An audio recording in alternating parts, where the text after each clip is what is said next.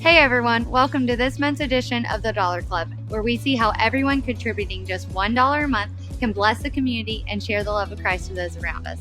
November is National Adoption Month, and we're going to sit down with Mike and Lori Deveraux as they have opened up their hearts and homes to children in need of a family. Mike and Lori know all about the hurdles and triumphs of adoption as they have adopted 7 children and are working on their 8th. So now let's sit down with Mike and Lori and learn about their story and see if the Dollar Club can be a blessing. Thanks so much, Mike and Lori, for just sitting down and talking to us. How about you just tell us a little bit about yourselves and then your family? Go ahead. I'm going to let you start. I'm going to let you start this time. Well, we started this journey about 5 years ago.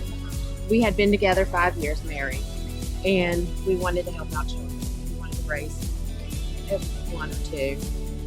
But the journey took us a lot further than that, didn't it? Yeah.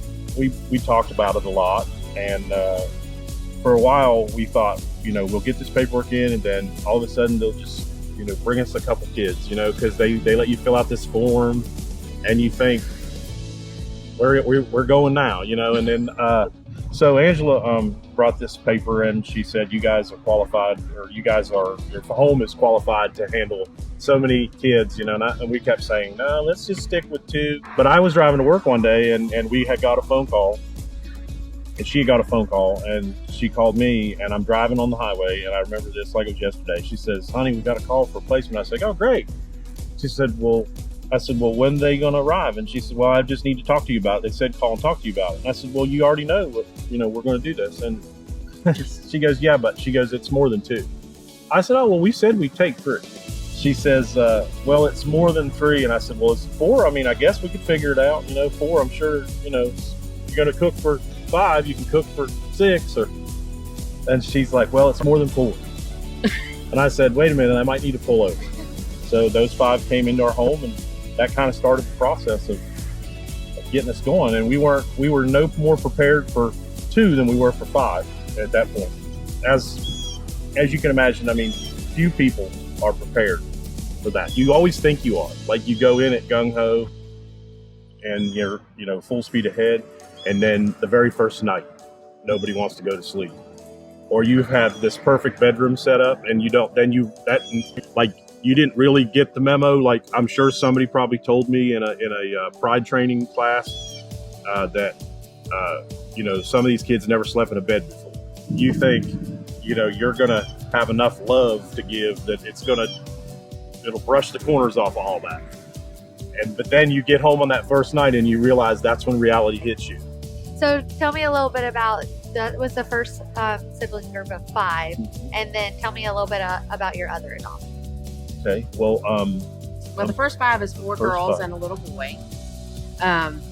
When we got them, they ranged from 3 months, 3.5 months to 7.5 years old.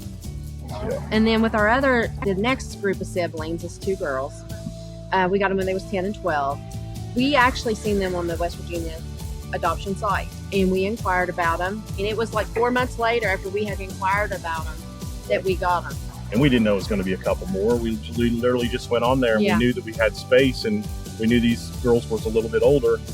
And then on the last one, what had happened is our guardian ad litem for the 2 girls had actually come and did a home visit. Well, anybody that comes to our home knows what it's about. And she's like, I have a girl that's going to a shelter. She said she has cerebral palsy and stuff. And she said, but I think you and Mike would be wonderful for her. Is there any way? And I said, we are at the max. So I talked to him, and he's been down that road with cerebral palsy and stuff. And he's like, I think we can do it. He said, let's go for it. I said, all right. So we called her, and we picked her up from the shelter. She had been there 2 days, and that was an experience for her. She was ready. So what are some hurdles that you guys have faced just through the adoption processes, or just even having such a large family? Transporting. I mean, if you want to talk about the everyday things that we all go through, obviously grocery bills and grocery trips. It was bad during this epidemic because when you was very limited, I'd go to the grocery store and have 2 carts full. And one loaf of bread is not going to feed a family of 10. Right, But like if they put limits on bread, it'd be like 3 loaves of bread. I'm like, there's 2 loaves for peanut butter and jelly in our house. You know what I mean? So it's like, it is crazy. It's a lot of work, but it also is very rewarding. So. Well, what advice would you give to families that are thinking about adoption or just the process of all that kind of stuff? Do you have any advice for them? the main thing is, if you do it, it's all about love. I mean, love is the main big key of it, but it's also structure. And there's going to be a lot of days you question yourself, can I do it? Why am I doing this? But at the end, it's all worth it. You just can't give up. It doesn't take anybody special. It doesn't take a certain kind of person, okay, necessarily. All you have to do is want to do it. We're not amazing people. We're just regular people doing amazing things.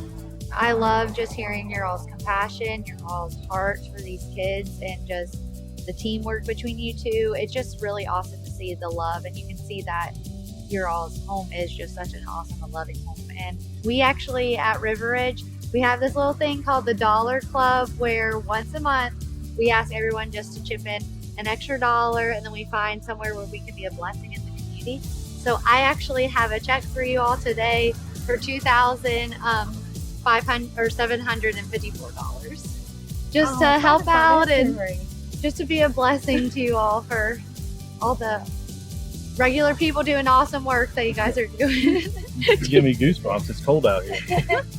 Wow, that's amazing, you guys. It is. That's you guys. See, I'm the first time I'm speechless. Wow, thank you guys. Though. Yes, Yeah, Thank you all.